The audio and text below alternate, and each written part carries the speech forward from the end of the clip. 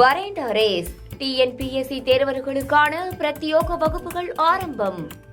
திமுகவை சேர்ந்த வழக்கறிஞர் என்ஆர் இளங்கோ செய்தியாளர்களை சந்திக்கிறார். நேரலையில் பார்க்கலாம். கீழமை நீதிமன்றம் விடுதலை செய்திருக்கிறது, அதை உயர்நீதிமன்றம் மாற்றி எழுதியிருக்கிறது போன்ற காரணங்களால் 3 வருட சாதாரண சிறை தண்டனையும் 50 லட்சம் ரூபாய் அபராதமும் விதித்து அந்த சிறை தண்டனையை 1 மாதத்திற்கு நிறுத்தி வைத்துள்ளார். அதாவது உச்சநீதிமன்றத்தில் மேல்முறையீடு செய்வதற்கு வாய்ப்பாக அந்த சிறை தண்டனை 1 மாதம் நிறுத்தி வைக்கப்பட்டிருக்கிறது. இந்த வழக்கில் நாங்கள் உடனடியாக உச்சநீதிமன்றத்தில் மேல்முறையீடு செய்வோம். அந்த மேல்முறையீட்டு மனுவில் நிச்சயம் அவர் விடுதலை செய்யப்படுவார் என்பதை நாங்கள் நம்புகிறோம். ஏனென்றால் இந்த வழக்கில் திரு பொன்முடி அவர்களை பொறுத்த மட்டிலும் வழக்கு தொடுக்கும் போதே வெறும் 4 லட்சத்திற்கும் அதிகமான ஏறக்குறைய 4,80,000 ரூபாய் மட்டும்தான் கணக்கில் வராத பணமாக காட்டப்பட்டது. ஆனால் அவருடைய துணைவியார் அவர்கள் விஷால் ஆட்டோ மற்றும் பல நிறுவனங்களை மிக வெற்றிகரமாக நடத்தி வருவதாலும் ஏறக்குறைய 1 வருடத்திற்கு டர்ன் ஓவர் மட்டும் 5 கோடி ரூபாய் வரை இருப்பதாக வருமான வரி தாக்கல் செய்யப்பட்டிருக்கிறது, வங்கி கணக்குகள் தாக்கல் செய்யப்பட்டிருக்கிறது. இந்த வழக்கில் மாண்புமிகு நீதிமன்றம், உயர்நீதிமன்றம் ஏன் அந்த விடுதலையை ரத்து செய்து குற்றவாளிகள் என்ற கருதுவதற்கு இடம் என்றால், திரு பொன்முடி அவர்களுடைய துணைவியார் அவர்கள் ஒழுங்காக வருமான வரி செலுத்தவில்லை, வருடம் வருமான வரியை செலுத்தவில்லை, அந்த ரிட்டர்ன்ஸ் இன்கம் டாக்ஸ் ரிட்டர்ன்ஸை வருடம் செலுத்தவில்லை என்ற ஒரே காரணத்துக்காக மட்டும்தான் அந்த 1,78,00,000 அவருக்கு லாபமாக வந்த அந்த விஷால் ஆட்டோ, அது ஒரு மிகப்பெரிய 2 வீலர் விற்பனை நிலையம், கடலூரில் உள்ள மிகப்பெரிய 2 வீலர் விற்பனை நிலையம், அது அவருக்கு சொந்தமானது. சொல்லப்போனால் திரு பொன்முடி அவர்கள் மீது 2006-11 தாக்கல் செய்யப்பட்ட வழக்கு இது. 96-2001 அவர் வருமானத்திற்கு அதிகமாக சொத்து குவித்ததாக இன்னொரு வழக்கு தொடரப்பட்டிருந்தது. அந்த வழக்கில் உள்ள ஆதாரங்களை எடுத்து பார்த்தீர்களே என்றால், திருமதி பொன்முடி அவர்களுக்கு அவருடைய குடும்ப சொத்தாக மட்டும் 100 ஏக்கரா நிலம் சித்தூரிலே இருந்ததும், அவருடைய சகோதரர்கள் அவருக்கு இந்த நிறுவனங்களிலே முதலீடு செய்வதற்கு மிக அதிக அளவில் பணம் கொடுத்ததும் ஆதாரபூர்வமாக நிரூபிக்கப்பட்டிருக்கிறது. அந்த சாட்சியங்களை இந்த வழக்கில் எடுத்து வரவில்லை. இருந்தாலும் கூட இந்த வழக்கில் விசாரிக்கப்பட்ட வங்கி அதிகாரிகள் மற்றும் வருமானத்துறை வரித்துறை அதிகாரிகள், திருமதி விசாலாட்சி பொன்முடி அவர்கள் மிக லாபகரமாக தன்னுடைய தொழில் நிறுவனங்களை நடத்தி வந்தார் என்பதை ஒப்புக்கொண்டுள்ளார்கள். அதில் 5 கோடி ரூபாய்க்கு மேலாக 1 வருடத்திற்கு வியாபாரம் நடத்தப்பட்டிருக்கிறது என்ற விவரங்கள் மிக தெளிவாக நிரூபிக்கப்பட்டிருக்கிறது. ஆனால் உயர்நீதிமன்றம் குறித்த நேரத்தில் வருமான வரியை தாக்கல் செய்யாததுதான் தனக்கு சந்தேகத்தை ஏற்படுத்துவதாக ஒரு முடிவுக்கு வந்து இந்த விடுதலை ரத்து செய்திருக்கிறார்கள். இந்த வழக்கில் நிச்சயமாக திராவிட முன்னேற்ற கழக சட்டத்துறையின் சார்பில் மேல்முறையீடு செய்து மிக விரைவில் திரு பொன்முடி அவர்களுக்கு விடுதலையை மீண்டும் எடுத்து தருவோம் என்பதை உங்களுக்கு தெரிவித்துக் கொள்கிறேன். நீங்க ஒரு பாயிண்ட் வந்து கோர்ட்ல சொல்லிருக்கீங்க, இந்த 2011 அமைச்சர் பொன்முடி அவர்கள் சம்பந்தப்பட்ட சொத்துக்கள் முடக்கம் செய்யப்பட்ட அது சட்டத்துறையுடைய செயலராக தற்போது நீதி வழங்கிய நீதியரசர்களுக்கு அந்த ஒரு பாயிண்ட் கோட் பண்ணிருக்கீங்க. இதன் மூலமா ஏதாவது நமக்கு ஏதாவது கேள்வி கிடைக்குதா? இல்ல, நான் சொல்றேங்க. அதாவது நாங்க ஒரு அது சட்டத்தில் வந்து லேட்டன்ட் பயஸ்ன்பாங்க. எங்களை பொறுத்தவரை மாண்புமிகு நீதிபதி அவர்கள் அப்பழுக்கற்றவர், அவர் வந்து எந்த சந்தேகத்திற்கும் அப்பாற்பட்டவர். ஆனால் சட்டத்தின்படி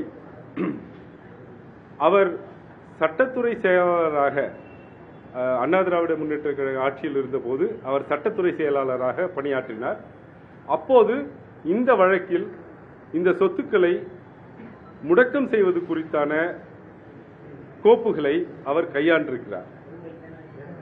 அப்படி இருக்கும்போது அந்த பயாஸ், நீங்கள் விரும்புகிறீர்களோ இல்லையோ, உங்களுடைய முடிவுகளை அந்த நேரத்தில் கோப்புகளை கையாண்ட விதம் முடிவுகளை பாதிக்கும் என்பதுதான் பயாஸ். அந்த பயாஸ் இருக்கு. ஆனால் எங்களுக்கு இந்த வழக்கை நடத்தும் போது அது தெரிய வரவில்லை. நேற்றைக்கு தான் திரு பொன்முடி அவர்களுக்கு அது தெரிய வந்தது. அதை நாங்கள் நீதிபதி அவரிடம் எடுத்து சொன்னோம். நீதிபதி அவர்கள் சொன்னார்கள், நீங்கள் அப்போதே சொல்லியிருந்தால் கூட நான் இந்த வழக்கிலிருந்து விலகி இருக்க மாட்டேன் என்று சொல்லியிருக்கிறார். இது முழுக்க முழுக்க ஒரு சட்டம் சார்ந்த ஒரு பிரச்சனை. அந்த பிரச்சனையை நாங்கள் நிச்சயமாக உச்ச நீதிமன்றத்திலும் எடுத்துக்கிறோம்.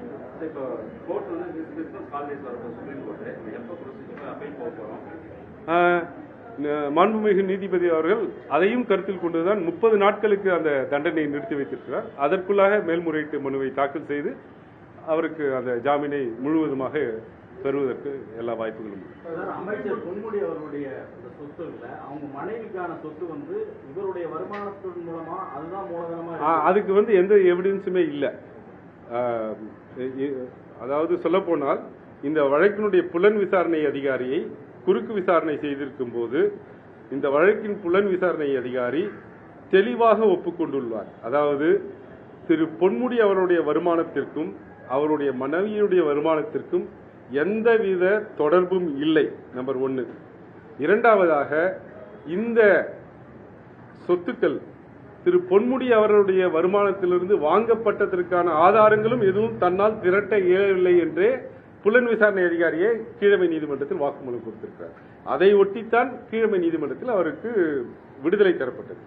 இப்ப உயர்நீதிமன்றம் என்ன சொல்லுது, குறித்த நேரத்தில் நீங்கள் இன்கம் டாக்ஸ் கட்டல, அதனால எனக்கு சந்தேகம் வருதுன்னு தான் சொல்லியிருக்காங்க. என்னன்னா, ஊழல் தடுப்பு சட்டத்தில் எப்பவுமே ஒரு பிரசம்ஷன் இருக்கு. சில விஷயங்களை அரசு தரப்பு நிரூபித்து விட்டால் தான் குற்றமற்றவர் என்று குற்றவாளி தான் சொல்லணும். ஆனால் அரசு தரப்பு நிரூபிப்பதற்கு சந்தேகங்களுக்கு அப்பாற்பட்டு நிரூபிக்க வேண்டும். குற்றம் சுமத்தப்பட்டவர் நிரூபிக்கும் போது சந்தேகத்துக்கு அப்பாற்பட்டு நிரூபிக்கணும்னு அவசியம் கிடையாது. ப்ரிபாண்டரன்ஸ் அண்ட் ப்ராபபிலிட்டிஸ்ல ப்ரூஃப் பண்ணா போதும். அதையும் தாண்டி ஆவணங்களின் மூலமாக திரு பொன்முடி அவருடைய மனைவிக்கு வருடத்திற்கு 5 கோடி ரூபாய்க்கு மேலாக வருமானம் ஈட்டக்கூடிய ஒரு தொழில் இருந்திருக்கிறது என்பதை நாங்கள் நிரூபித்திருக்கிறோம். மேபி ஆடிட்டரோட அட்வைஸ்னால சரியான நேரத்தில் அவங்க இன்கம் டாக்ஸ் கட்டல. இன்கம் டாக்ஸ் கட்டலன்னு இல்லை, இன்கம் டாக்ஸ் ரிட்டர்ன்ஸை ஃபைல் பண்ணல. ஆனால் அனைத்து வருடங்களுக்கும் அவங்க அட்வான்ஸ் டாக்ஸ் கட்டியிருக்காங்க. அதுவும் எவிடன்ஸ்ல. அதை உயர்நீதிமன்றம் கணக்கில் எடுத்துக்கொள்ள தவறிவிட்டது. அதை குறிப்பிட்டு எழுதுறாரு. ஆனா நீங்க இன்கம் டாக்ஸ் ரிட்டர்ன்ஸை சரியான நேரத்தில் தாக்கல் செய்யல, அதனால எங்களுக்கு சந்தேகம் வருதுன்னு தான் சொல்லியிருக்காங்க. அது எங்களுக்கு நிச்சயமாக நம்பிக்கை இருக்கிறது. இந்த தீர்ப்பின் மீது நாங்கள் உச்சநீதிமன்றத்தில் மேல்முறையீடு செய்து வெற்றி பெறுவோம்.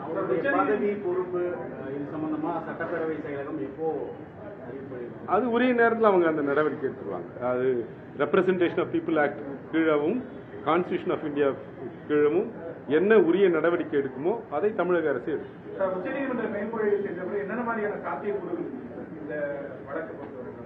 சாத்தியக்கூறுகள் முதல்ல இந்த ஜாமீன் கொடுக்கப்பட்ட 30 நாளுக்கு கொடுக்கப்பட்ட ஜாமீனை நிரந்தரமாக்க வேண்டும். இரண்டாவதாக அந்த வழக்கு எப்போ விசாரணைக்கு வரும்னு தெரியாது, இறுதி விசாரணை எப்போ வரும்னு தெரியாது. நாங்கள் நிச்சயமாக அந்த வழக்கை கன்விக்ஷனையே ஸ்டே பண்றதுக்கு நிச்சயம் முயற்சிப்போம். கன்விக்ஷன் நிறுத்தப்பட்டு விட்டால் அவருக்கு இருக்கக்கூடிய அந்த டிஸ்குவாலிபிகேஷன் போயிடும். தேங்க்யூ. ஆமா, இன்று வெளியாக இருக்கும் தீர்ப்புக்கு எதிராக உச்சநீதிமன்றத்தில் நாங்கள் மேல்முறையீடு செய்ய இருக்கிறோம். கண்டிப்பாக அவருக்கு விடுதலை பெற்றுத் தரப்படும் என்று செய்தியாளர்கள் சந்திப்பில் திமுகவின் வழக்கறிஞர் NR இளங்கோ குறிப்பிட்டு சொல்லியிருக்கிறார். பல்வேறு கேள்விகளுக்கும் அவர் பதில் கூறியிருக்கிறார். விவரங்களை பிறகு விரிவாக பார்க்கலாம். தொடரும் செய்திகளை இடைவெளிக்கு பிறகு பார்க்கலாம்.